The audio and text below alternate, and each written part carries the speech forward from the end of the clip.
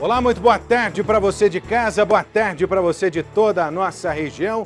Mais uma vez, muito obrigado pelo carinho da sua audiência, o carinho da sua companhia. Tá começando mais uma semana aqui na tela da Band. Tem as notícias do seu bairro, da sua cidade. Enfim, as notícias que te interessam aqui na tela da Band. É no Brasil Urgente, no segmento regional. Daqui a pouquinho o Datena chega para todo o Brasil.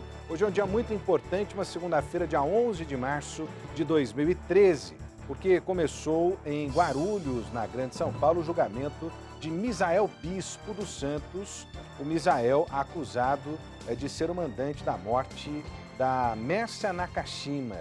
Esse crime que esbarrou aqui na nossa região, porque o corpo da Mércia e o carro dela foram encontrados às margens da represa de Nazaré Paulista, aliás, muito próximo à área de cobertura aqui da Band Campinas. Daqui a pouquinho, todos os detalhes ao vivo, assim que o Ney tiver condições, inclusive, se ele puder me dar imagens de São Paulo, mesmo que seja com o Datena, viu, Ney? Para que a gente possa trazer informações desse trabalho. Já prestou esclarecimento o irmão da Mércia, né? Ele alegou que o Misael era um cara muito ciumento, alegou que o Misael era de fato um homem possessivo, informações que foram confirmadas também pela irmã da Mércia Nakashima. Foi um crime terrível, terrível, em que a família fez o papel da investigação, acabou localizando passo a passo, né, o carro, o corpo da advogada Mércia Nakashima nessa represa em Nazaré Paulista. O pai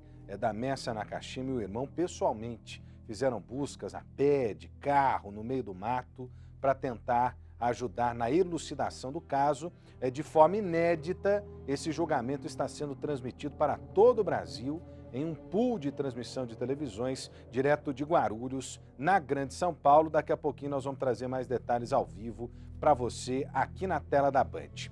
Olha, agora há pouco tivemos uma execução aqui em Campinas. O homem foi espancado até a morte. Eu vou para um rápido intervalo comercial, volto já com mais detalhes, esperando sempre a sua participação. Você pode mandar o seu e-mail para cá, burgcampinas@band.com.br, ou então ligar para a gente no 9685-1010. Você digita o 3 para o Brasil Urgente, 3 para participar, e deixa lá a sua informação, o seu recado pra gente, tá combinado? Rapidinho eu já tô de volta e tem muito mais pra você aqui na tela da Band.